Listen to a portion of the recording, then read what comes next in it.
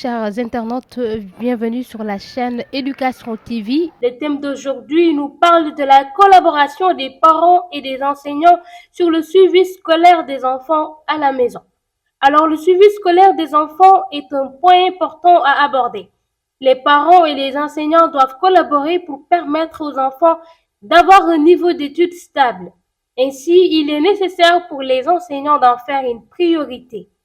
Aujourd'hui, notre invité spécial est M. Francisco Gomis, directeur de l'école Khalebourle de Grand Yoff, Cité Millionnaire.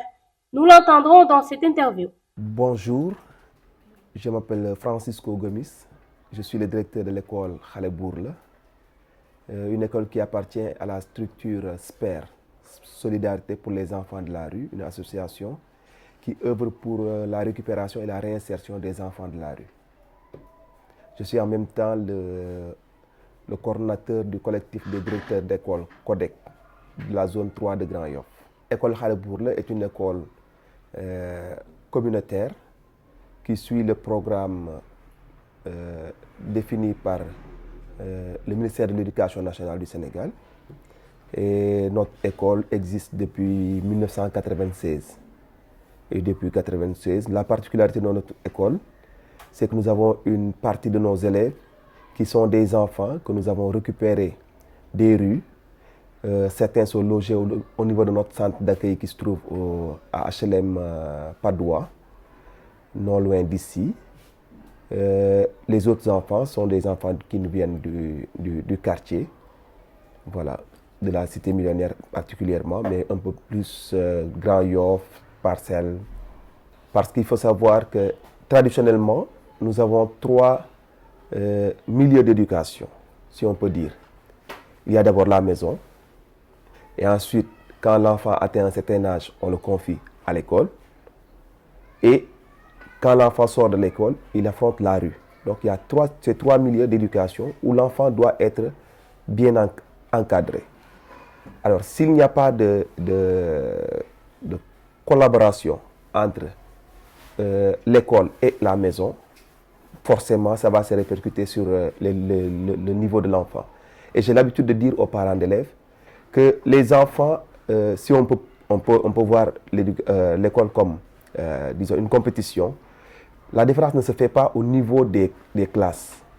Parce qu'en classe, les enfants ont le même maître, surtout à l'élémentaire. Ils ont les mêmes manuels, ils ont les mêmes leçons, ils reçoivent les mêmes explications. Donc, si un enfant arrive à avoir une moyenne, par exemple de 9 sur 10, et qu'un autre dans la même classe se retrouve avec une moyenne de 4 ou 5 sur 10, la différence se fait généralement au niveau du suivi à la maison. Donc l'enfant qui, à la descente, est bien suivi, on lui donne le temps de se reposer. Ensuite, il y a un encadreur qui est à la maison, ou bien ses parents s'en chargent. On lui donne un temps de travail, on l'aide à apprendre ses leçons. Cet enfant ne peut pas avoir les mêmes résultats que l'enfant qui, à la descente, pose son sac et ne le reprend que le lendemain. Forcément, il y aura une différence quand ils arrivent en classe et au moment des compositions et autres, forcément, cette différence se fera sentir. Donc, il est essentiel que les parents prennent en charge le suivi de leurs enfants à la maison.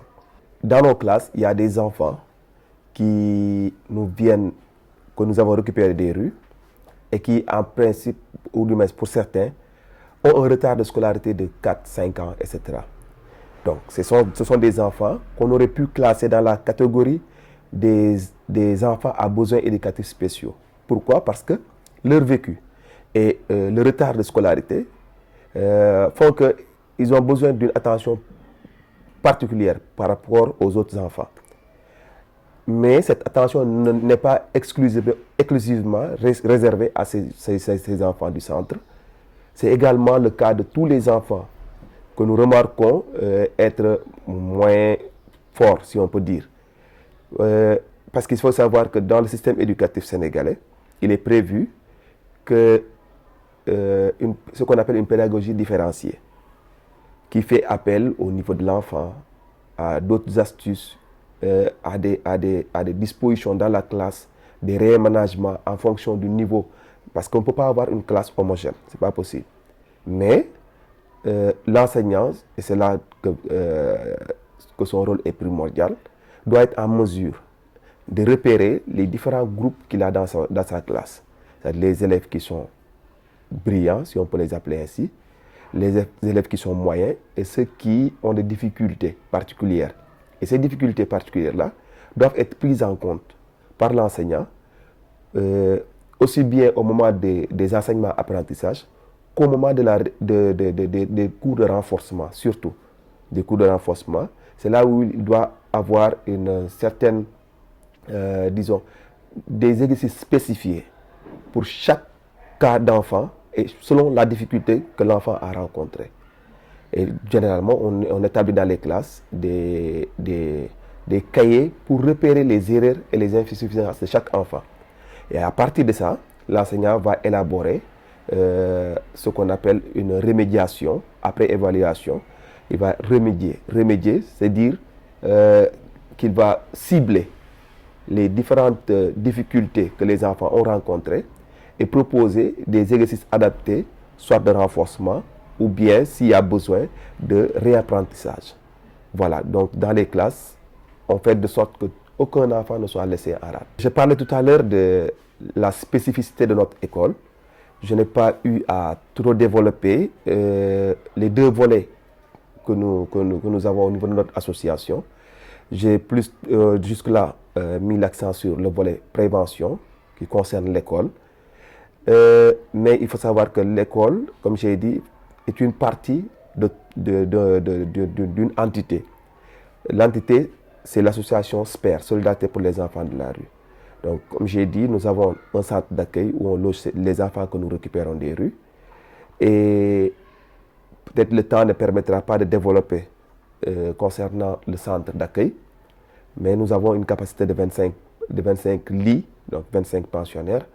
Les autres, c'est les activités ponctuelles que nous faisons au niveau des points de chute et autres. Concernant le volet prévention, que moi je suis chargé de gérer, ça concerne l'école. Et qui dit prévention, c'est-à-dire éviter que l'enfant se retrouve dans la rue pour ensuite essayer de le retirer de la rue. Et c'est ce qui a amené la création de cette école-là. Mais quand vous entrez dans cette école, ce qui saute à première vue, c'est que l'école a vieilli. Depuis 1996 quand même, elle a fait du terrain et elle a besoin d'être réfectionnée. Nous avons pensé organiser un gala de bienfaisance le 10 mai pour lever des fonds afin de pouvoir réfectionner l'école. Et à ce gala, nous invitons toutes les personnes de bonne volonté. L'entrée n'est pas payante. Ce serait contradictoire de dire à une personne « venez m'aider » et ensuite, avant d'entrer, il faut payer. Donc, nous avons misé sur la générosité des gens.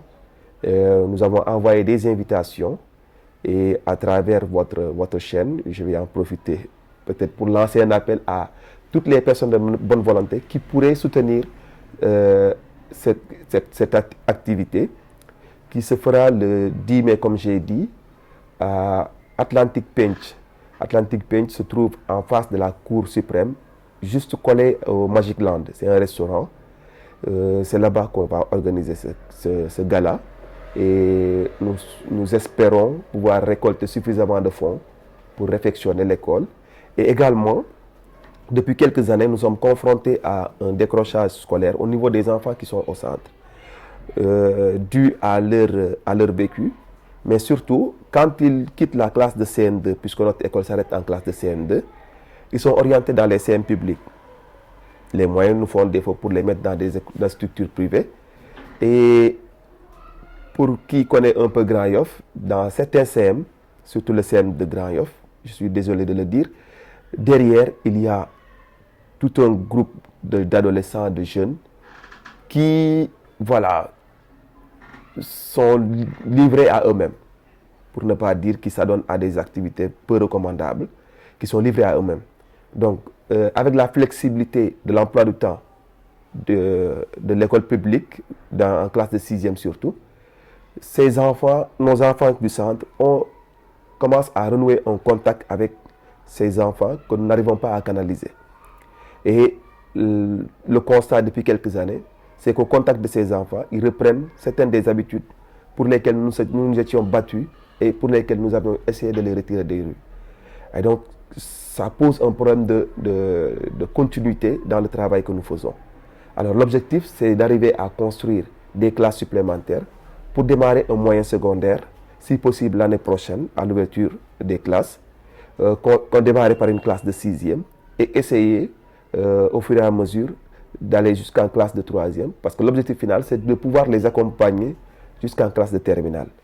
Pour être sûr qu'à partir après la classe de terminale, ils auront suffisamment de moyens et ils seront peut-être beaucoup plus matures pour faire face aux difficultés auxquelles ils seront confrontés une fois à l'université ou au niveau des écoles de formation supérieure. Voilà l'objectif à moyen terme et à long terme de ce gala. Et je réitère mon invitation à l'endroit de toute personne qui pourrait nous aider, tant financièrement, matériellement ou juste avec des conseils. Nous sommes toujours preneurs. Et c'est ce qui met fin à cette interview. Retrouvez-nous pour un nouveau thème de votre émission. N'oubliez pas de vous abonner et à très bientôt.